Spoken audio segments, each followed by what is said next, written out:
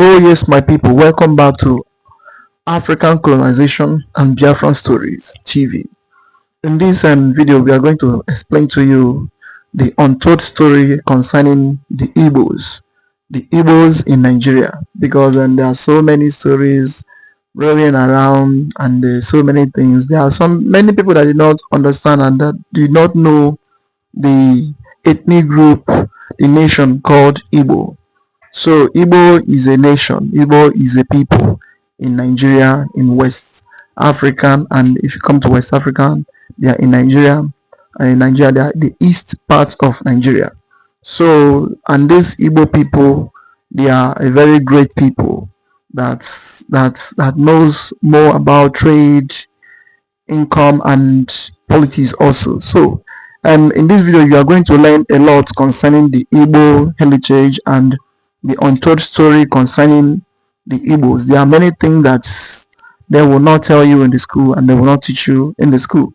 So, there we are going to cover a lot of teachings in this video. Don't skip any part and don't go anywhere. Try to watch the video to the end for you to understand everything about the Igbos, both the ancients and the ancients attires and the things that is being made up of the Igbo people. And once you see anyone, at least you would say, yes, this is an Igbo man or this is an Igbo woman.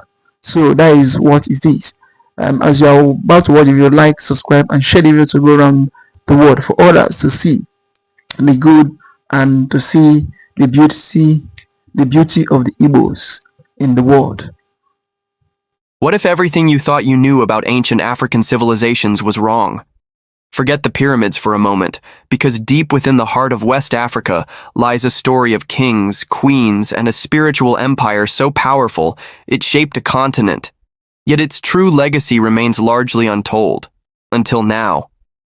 Prepare to uncover the hidden history of the Igbo, a people whose innovation and influence predate empires you've never even heard of.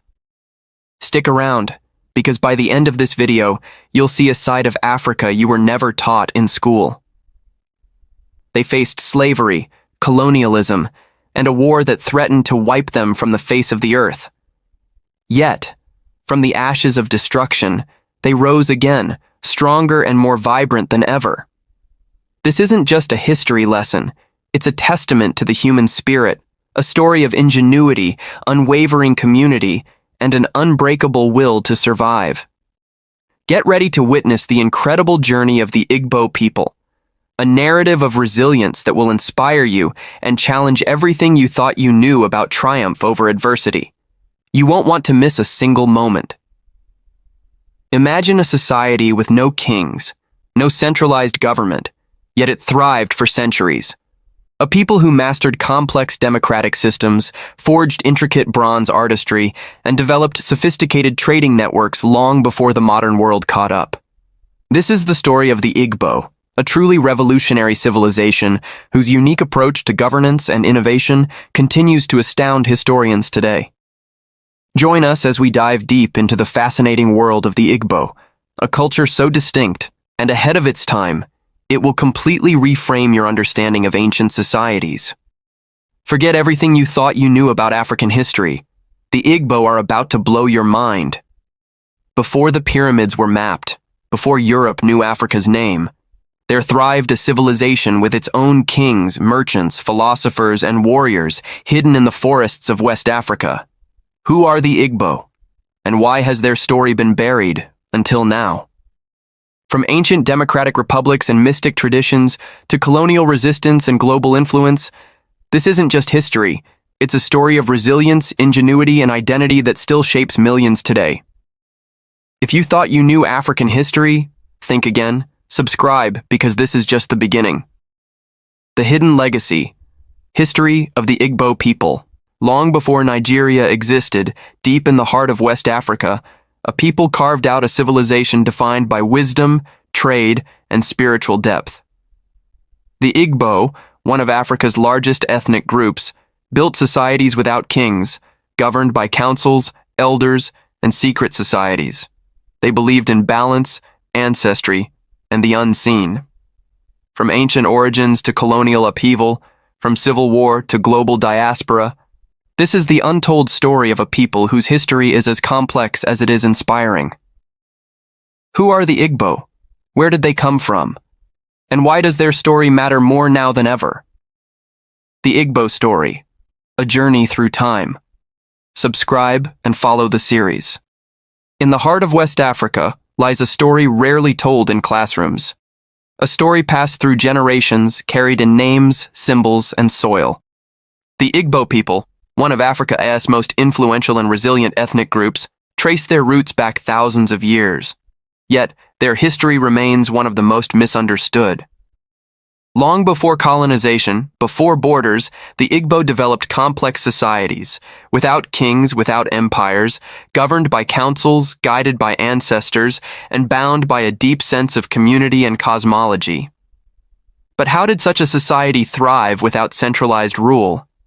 What happened when colonial powers arrived? And how has the Igbo identity endured, from ancient times through war to the modern global stage? Join us as we uncover the legacy, the struggles, and the spirit of a people whose story is far from over. Origins, the roots of the Igbo story, a journey through time. To understand the present, we must walk backwards into the past. And in the southeastern forests of what is today Nigeria, we find the ancient footprints of a people whose story begins not with conquest, but with continuity. The Igbo, or Ndi Igbo, are among the largest ethnic groups in Africa, numbering over 40 million. But their origins remain wrapped in mystery, myth, and oral tradition. The myths and oral tradition.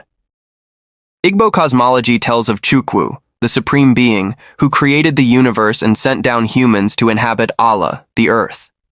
From Eri, a divine ancestor sent from the sky, came the first leaders and priests. The story of Eri is central to Igbo identity. Said to have descended from the heavens, he founded the ancient town of Aguleri, where his descendants spread across the land, establishing clans, traditions, and sacred institutions. Archaeological evidence. Igbo Ukwu. In 1938, a discovery shook the foundations of African historical studies. A villager digging a well in Igbo Ukwu unearthed bronze artifacts of astonishing detail, dated back to the 9th century CE. These artifacts predated similar bronzes in Ife and Benin, revealing that the Igbo had developed a highly sophisticated culture, with long-distance trade networks stretching to North Africa and beyond. Society without kings, the Igbo political system. Unlike many other African civilizations, traditional Igbo society operated without monarchs.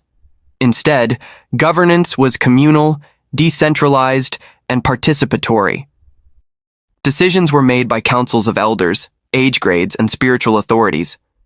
Power was balanced through institutions like the Umuada, the Daughters of the Village, and secret societies such as the Ekwe and Nzena Ozo. Even women held considerable influence in Igbo society, a reality that challenges modern misconceptions. Spirituality and the ancestors. To the Igbo, life is a cycle, connected across realms. The living, the dead, and the unborn form a continuous chain. Ancestors are not gone. They are present, guiding, protecting, and judging the living. The Dibia, or priest healer, interprets the will of the spirits, communicates with the ancestors, and heals the body and soul. These traditions are rooted in Odinani, the indigenous belief system that predates foreign religions. The Igbo diaspora before colonization. Long before European contact, the Igbo were connected through regional and trans-Saharan trade. Salt, iron, palm products, and crafts were exchanged across the Niger River and beyond. But the world was about to change. Foreign ships would arrive on the coasts, and with them, the most disruptive forces the Igbo had ever known: colonialism and the transatlantic slave trade. From the sacred hills of Aguleri to the bronzes of Igbo Ukwu, the roots of the Igbo run deep, anchored in resilience, guided by spirit, and alive in culture. This is just the beginning. Resistance and resilience, the Igbo in the colonial era. By the 15th century, the winds of change reached West Africa's shores. European ships, first Portuguese, then British, sailed in with their flags and trade goods. But what they brought was not just commerce, it was conquest, contact and commerce. At first, contact was transactional. Palm oil, ivory, and crafts from Igbo land flowed outward. But soon, another commodity dominated the exchange: human lives. Over centuries, thousands of Igbo men, women, and children were captured and sold into slavery. Taken across oceans, many perished. Others survived and preserved fragments of their culture in the Americas, from Jamaica to the Carolinas. Their spirit could not be chained. The legend of the fall-flying Africans, enslaved Igbo who resisted and walked into the sea, speaks to the enduring power of identity and defiance. The arrival of the British Empire. By the late 1800s, the British weren't just trading, they were taking. Under the guise of treaties and protection, the British Empire carved up Nigeria, and Igbo land became part of the colony. The Igbo had no single king to negotiate with. Their decentralized society confused and frustrated the British, but it also made the Igbo harder to subdue. The Aro Confederacy and Resistance. For centuries, the Aro Confederacy held religious and commercial influence across Igbo land, centered around the oracle Ibini Ukpabi. The British saw it as a threat. In 1901, British forces invaded Arochukwu, destroying the sacred oracle and dismantling the Confederacy. But this was just the beginning of Igbo resistance. Women's War of 1929. In 1929, thousands of Igbo women, traders, mothers, farmers rose up in protest. The British had imposed new taxes and ignored traditional female authority. The result was one of the largest anti-colonial uprisings led by women in African history. They sang, danced, occupied courts, and burned colonial outposts. Though brutally suppressed, the Women's War was a bold declaration: the Igbo would not be silent. The struggle for education and autonomy. The Igbo quickly embraced Western education, not as submission, but as a tool for empowerment. They founded schools, edited newspapers, and began to challenge colonial authority in their own voices. By the 1940s, Igbo leaders were at the forefront of Nigeria's growing independence movement. Their message was clear: this land was not Britain's to rule. A legacy of resistance. Through centuries of disruption, enslavement, occupation, and cultural erasure, the Igbo did not vanish. They adapted, they resisted, and they remembered. Their resistance was not just in battles, but in language, in community, in keeping traditions alive. It is a legacy written not in stone, but in spirit. The colonial chapter was brutal, but it did not break the Igbo. In the next episode, we explore a new era, when Nigeria gained its freedom and the Igbo would once again rise and fall in their pursuit of self-determination. The Biafran dream and the tragedy of war. In 1960, Nigeria became independent. Hope swept through the land. The promise of a new nation, united, free, and strong, seemed within reach. But beneath the surface, the seeds of division had already taken root.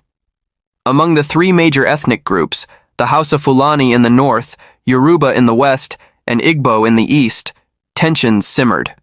Power, politics, and old colonial divisions began to pull at the seams of unity.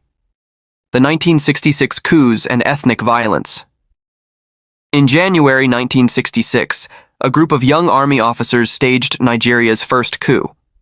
Most of them were Igbo, and although the coup's architects claimed national intentions, its bloody outcome sparked suspicion and backlash. In the months that followed, thousands of Igbo civilians living in northern Nigeria were hunted and killed in targeted pogroms. Entire communities were wiped out. Survivors fled back east, broken and afraid. The Declaration of Biafra. On May 30th, 1967, Colonel Chukwuemeka Odumegwu Ojukwu, military governor of the eastern region, made a historic proclamation: the birth of a new republic, Biafra. For the Igbo, Biafra was more than a secession. It was a dream of safety, self-determination, and survival. But the Nigerian government saw it as rebellion. War was inevitable.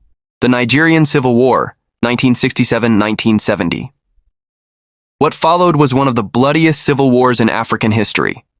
For 30 months, Biafra fought a desperate battle for independence. Surrounded, outgunned, and blockaded, they resisted with ingenuity and with courage.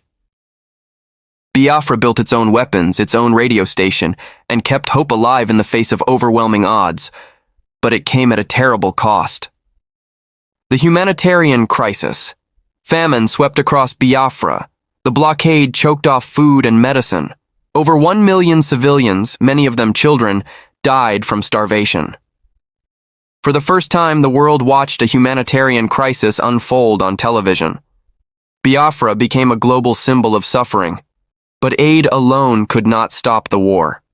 The end of Biafra. In January 1970, Biafra surrendered. The dream was over. Colonel Ojukwu went into exile, and the Nigerian government declared, "No victor, no vanquished." But for the Igbo, the scars ran deep. Homes were destroyed. Bank accounts were wiped. Trust in the Nigerian state was shattered, yet even in defeat, the spirit of Biafra did not die. A legacy still felt. Today, the legacy of Biafra continues to shape Igbo identity. For some, it is a painful memory. For others, a cause still alive. But for all, it remains a reminder of how far a people will go to protect their dignity. From the ashes of war, the Igbo rose again, building, innovating, remembering. Their resilience, tested in fire, endured. The Biafran War was not just a battle for land. It was a cry for identity, justice, and a place to belong. In our next episode, we explore how the Igbo redefined themselves in the decades that followed, through entrepreneurship, art, politics, and cultural revival. Oh yes, that is it, my people. The Igbo people, they have been a great people and a great nation, right from the pre-colonial masters down to this age and this time. And then they are very strong in politics, in economic, in doing other things. And then there are people that is very great. So I know that you like the tutorial, and then I would like to hear your comment down below. Like, subscribe, so that for more of our video, so that whenever we post a video, for you to get the information and for you to get it directly from our channel. So I would like to hear your comment down below. What do you think about the Igbo nation? So thank you for watching.